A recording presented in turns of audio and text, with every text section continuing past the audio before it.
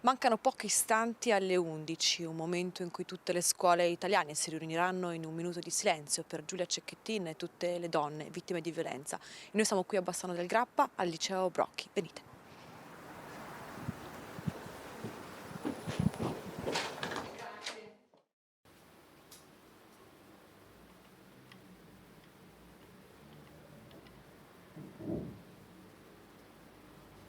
Sono loro, saranno sempre loro. Lotta per le loro ali, visto che le mie le hanno tagliate.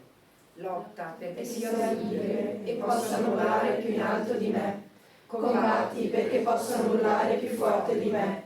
Perché possano dire senza paura, mamma, proprio come ho fatto io. Mammina, non piangere sulle mie ceneri. Se domani sono io, mamma, se domani non torno, distruggi tutto. Se domani tocca a me, voglio essere l'ultima.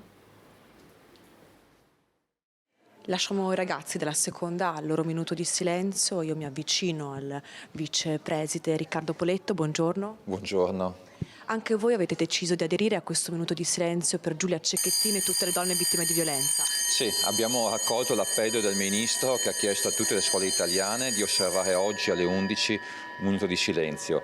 La Preside ha inviato a tutte le classi, a tutti i ragazzi, ai genitori e al personale una circolare con una poesia molto bella che ricorda molte delle donne e ragazze che sono state vittime di femminicidio e di violenza.